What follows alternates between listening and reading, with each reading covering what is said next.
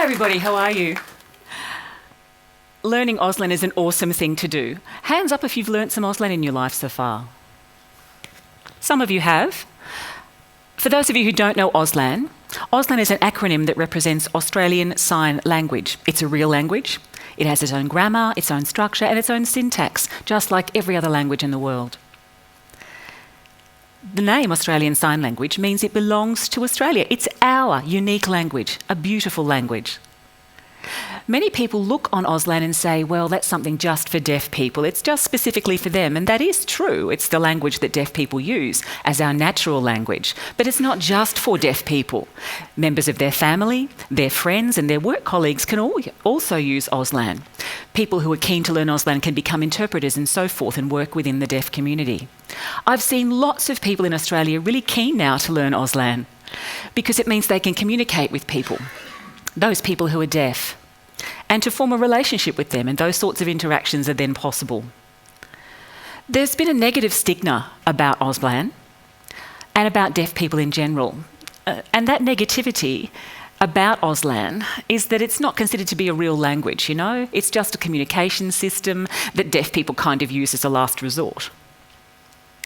I'd like to talk a little bit about something, which is a process of what happens when deaf babies are born and grow up, what it is that happens to them. I'd like to talk about something that we refer to as the greatest irony that's actually happening in Australia and worldwide. This is the greatest irony that's actually happening all around the world for all of our deaf children, the majority of them certainly. I'll talk to you about the process of what happens when a deaf child is born. Two parents are there happily expecting the birth of their baby. They give birth to the baby and they have a whole range of dreams and aspirations for that child's future. And then the baby's born, and there are a lot of tests that lots of newborns have to go through, of course, and one of those is a hearing test. The baby might be less than 24 hours old, or 24 or 48 hours old, not even a day old before the hearing test is administered. And the doctors will then meet the parents and say, well, your baby failed its hearing test. They use the word fail. The first test in this child's life and they failed it. Wow! Imagine what that feels like for the parents. They're overwhelmed, they're grieving, they're shocked, and that grieving process happens because many people have never actually encountered a deaf person ever in their lives until they give birth to a deaf baby. It's the first deaf person they meet, and that's quite profound. The process is then that doctors will come and talk to the parents, and they refer to this as intervention. They talk to the parents and say, you need to do this, this and this. There are a number of tools you will need, like a cochlear implant or a hearing aid, and your child really has to learn to speak and hear.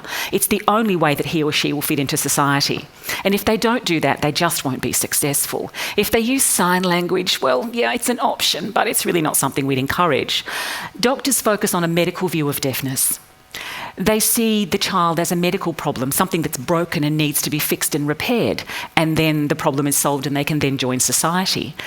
But parents don't have an option to meet deaf role models or deaf adults that they can ask questions of. That just doesn't happen for them. And the consequence of that is that the outcomes are dreadful, and there we have this irony. Deaf children need language. They need to acquire a language to be successful. It's common sense anyway. You'd expect that all children, regardless of whether they're deaf or hearing, would have the ability to be able to acquire a language. Statistics say that 95% of deaf babies are born to parents who can hear. I'm one of the odd ones. I'm part of the 5% that's born to parents who are deaf. Those children who are born to parents who can hear don't have access to language acquisition, a culture and a community. It's not their fault, but it's our role then to be part of the advocacy and support for deaf parents to reassure them that everything is going to be okay. For many parents, they avoid sign language because doctors and audiologists and speech pathologists influence their way of thinking, and they say to them, if your child learns to sign, they won't be successful. You don't really want to meet deaf people. That's not a good idea. You need to learn to speak and to use the hearing that you have. There are two reasons why parents are reluctant to learn to sign. The first is they don't really want to accept that their child is actually deaf. They say things like, well, he or she isn't deaf, they just can't hear a little bit. And secondly, they want to change the child to become, in inverted commas, normal. And in their mind, normal means hearing. But the child will always be deaf. It doesn't matter what kind of tools, whether they be cochlear implants or hearing aids that you use. They're not a cure. They are a tool. Children need language acquisition. That's the foundation for their growth and development. Research has proven that auditory deprivation doesn't affect cognitive ability. It's language acquisition. If you don't have access to a language, if you have language deprivation, that affects your cognitive development. Many children grow up having social and emotional issues because they don't have language, they have linguistic delay, and unfortunately, deaf people are 4 times more likely to have mental health issues than other members of the broader community. They have mental health issues because of isolation and also lack of communication. The isolation happens, for example, because the deaf child grows up never meeting a deaf person, never learning how to sign. They don't grow up with peers who are deaf like them. They never grow up seeing a deaf role model thinking, okay, well, you have a job, you get married, you've got a house, well, I can do the same thing. They don't see that. How do you expect a child to grow up feeling positive about themselves and feeling confident without role models who are just like them? And secondly, communication. If you have no language, it means you can't express yourself, you can't communicate with others, you can't think, you can't develop relationships. That's dreadful.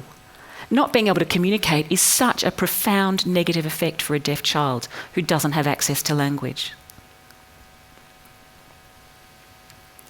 This quote talks about the involvement of people in the process of diagnosing the deaf child and so forth. I talked about the medical model and that they're very heavily involved in the early days, but all of those people are people who can hear. In fact, the majority of them are. But there aren't any deaf people involved in the early stages of a child's life.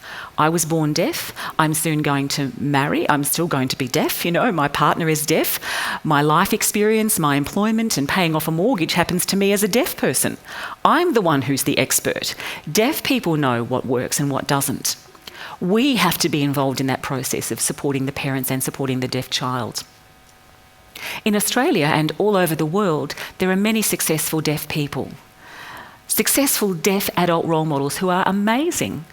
Last year, in fact, myself, I became Young Australian of the Year. It was a huge honour for me and for the deaf community. We're everywhere and we have lots of successful deaf people all over the world.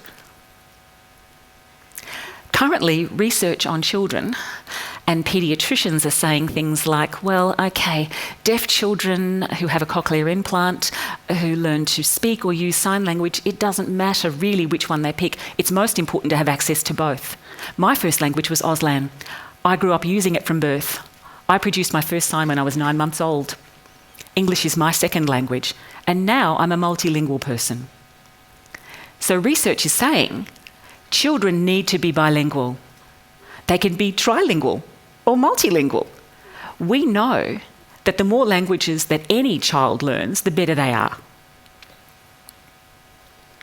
For example, if we're talking about people being successful and achieving things, last year I was invited by the Governor-General to a dinner with Prince Charles. Can you imagine?